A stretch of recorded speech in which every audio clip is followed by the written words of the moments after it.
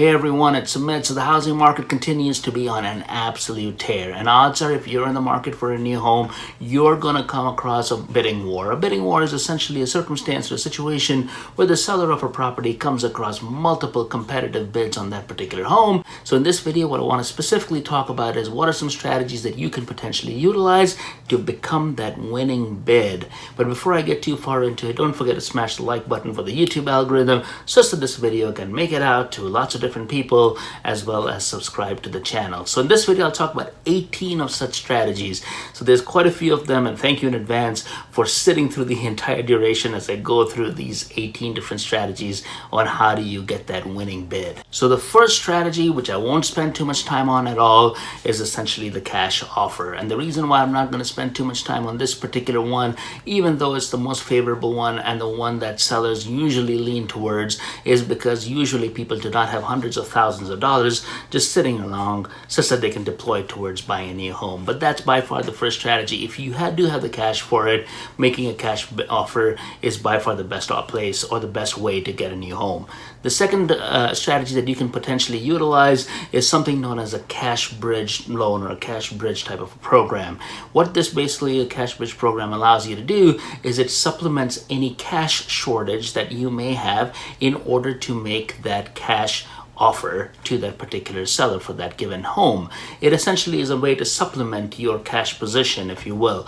Now, the drawbacks of this cash bridge program is that it usually comes in at a pretty high interest rates, and they're usually short-term in nature in terms of how quickly you need to pay back the lender. But it is definitely a strategy that can help you achieve that status where you can make a cash offer for that particular property. The third strategy is basically something that we just call put your best foot forward. And the reason why I say you need to put your best foot forward is when you're in a seller market like what we are in right now, you do not want to lowball them on the listing price of that particular property. I know in usual circumstances, people may have different strategies where they come in at 5% or 10% under the asking price for that given home. But in this type of a marketplace, it may be viewed as a little bit of a slap in the face, okay? So you don't want to go ahead and do that. You want to actually come in at ask, if not higher than ask, such that you have a good likelihood or good chances of potentially getting that property. The next strategy that you should deploy is getting pre-approved for a loan. Notice how I'm saying pre-approved and not pre-qualified. These are two different things, and it's very important to know the differences between both of them. To get pre-qualified for a loan is a relatively easy process. You answer some questions on a form and you may get pre-qualified for a given loan. But a pre-approval for that loan is a more substantial process. It involves actually doing a credit check. It involves actually verifying your income. It's sort of like getting a mortgage for the most part, but you're essentially getting pre-approved, and sellers of a home view a pre-approval as a significantly better option than a pre-qualification. So if you know how much you're going to spend, try to get pre-approved for that given loan. Next strategy that you can deploy is increasing the amount of the earnest money that you put in. So the way earnest money typically works is you put in 1 to 3% of the purchase price of the home into an escrow account, and for that the seller basically takes the home out of the market. When the closing of that particular home takes place, then that escrow amount is applied to the loan amount and the purchase price of the house. And now what you can do is, of course, if you decide to back out from that particular purchase for whatever reason, then you basically take that money out of escrow and there's no harm, no foul. But one way to demonstrate your commitment towards that particular property is to increase the amount of earnest money that you're actually putting into escrow, which could be viewed very favorably by the seller. So a different strategy that involves earnest money is actually something called a non-refundable deposit. So as I outlined earlier, right, when you put your money into escrow, it basically sits there until closing, right? So what you can do with a non-refundable deposit is essentially allow the seller to take some of that money out, or if not all of that money out, in the form of a non-refundable deposit. And then what the seller can potentially do with that non-refundable deposit is apply it towards the purchase of their next home, okay? So the non-refundable deposit is a nice approach in in order to move up the list amongst potential competitors or bidders on the property. A different strategy, which is sort of analogous, is this notion of something called option money. Okay, so this is where the buyer may put about $3,000 or $5,000 as a non-refundable payment to that particular seller. Now, this does not sit in escrow. It's basically just a way of giving the seller a certain amount of money such that you can move up the amongst the bids and then potentially being the best or the highest bidder for that given home. Now, this is non-refundable. Okay, so a lot of these are very risky. In the event that for whatever reason the deal falls through, the seller has no obligation to give you that money back, but that's essentially how options money work. Now, options money is not necessarily applicable in all states, so you definitely want to consider talking to your real estate agent in terms of determining whether this is a suitable option for you in the particular state or jurisdiction that you live in. The next strategy, which is the eighth strategy, okay, is something called the escalation clause, okay, and it's best to describe escalation clause via an example. So say you're putting in a bid for about $300,000 for a given home. What you can do is basically tell the seller that you will put up an incremental $5,000 up to a cap amount, right? So let's just say in this example is $315,000 over what a competitor basically sends over to the seller. Okay, so say in this example the seller basically offers up $310,000 and your offer was for $300,000, right?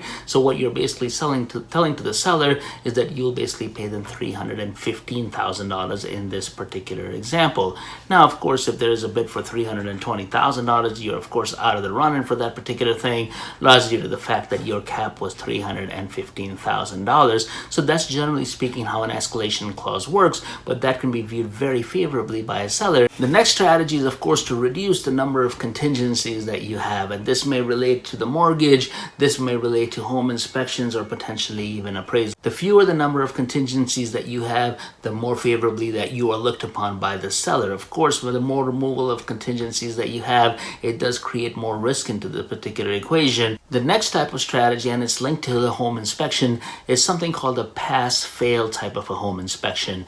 And what the pass-fail type of home inspection basically allows the seller to do is that they do not necessarily have to do any of the remediation or any of the fixes that comes out of the home inspection report, and it's basically all up to you. Now, if you decide to walk away from the deal based on the results of what comes out of the home inspection, the seller has a right to basically keep like 50% of the earnest money that you have put in the very beginning. Okay, so that's the catch associated with it, but having this type of home inspection clause may give you some peace of mind that you know essentially what are some of the deficiencies with the home, what you may need to work on, as opposed to going into the process completely blind. Another strategy that you can potentially deploy is something called a minimum threshold home inspection. Okay, and what the minimum threshold home inspection basically says is that it allows you to essentially take no money from the seller up to a certain amount, right? So let's just use an example here. If we have a home inspection that basically says there's about $15,000 or $20,000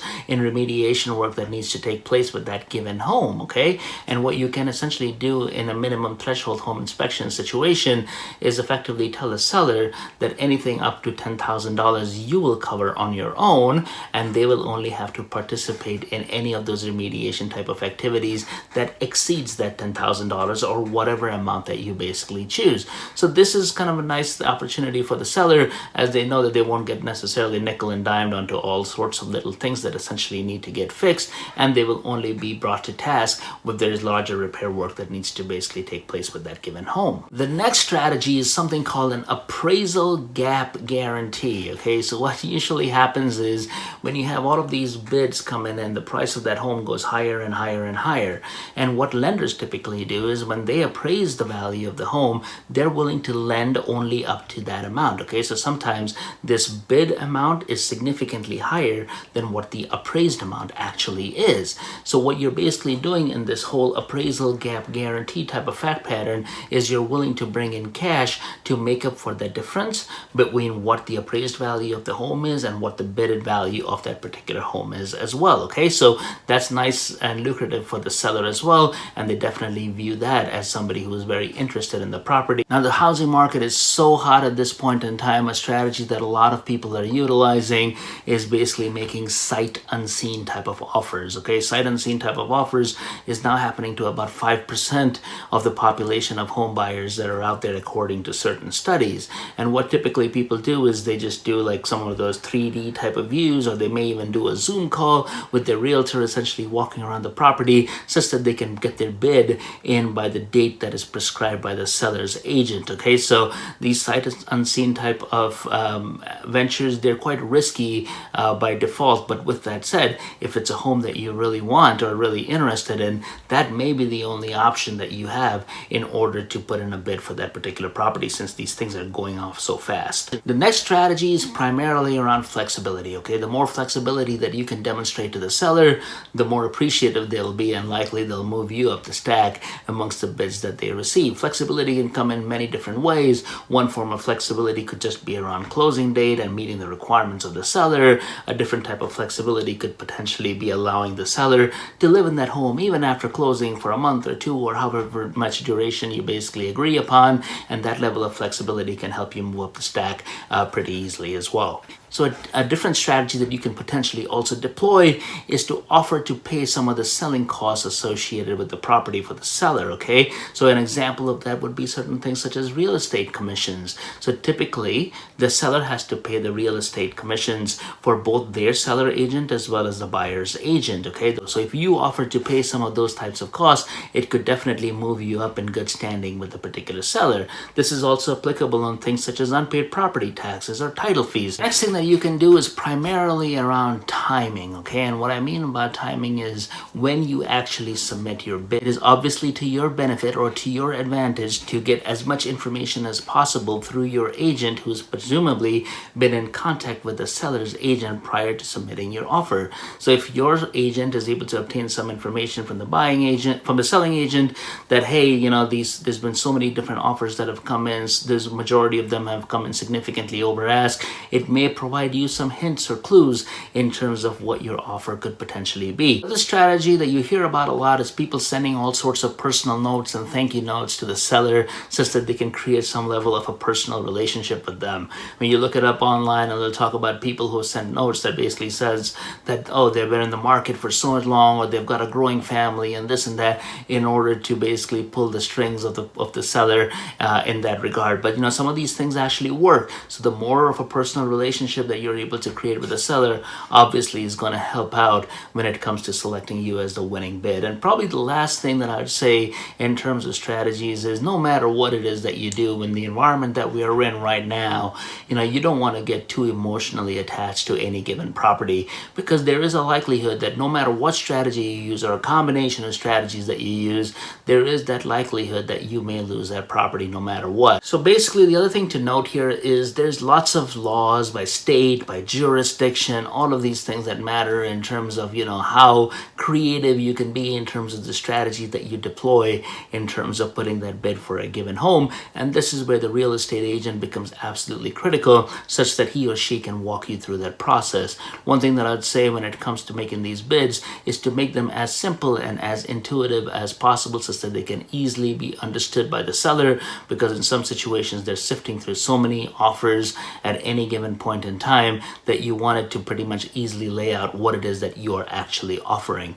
So what are your thoughts around all of this? Do you have any other strategies that the community could potentially benefit from in terms of how they can set up that winning bid? If you do, definitely include those in the comments below. I hope you found the contents of this video to be valuable. As I mentioned earlier, thank you for watching this entire thing, and don't forget to smash the like button for the YouTube algo, as well as subscribe to the channel, and I'll see you in the next one.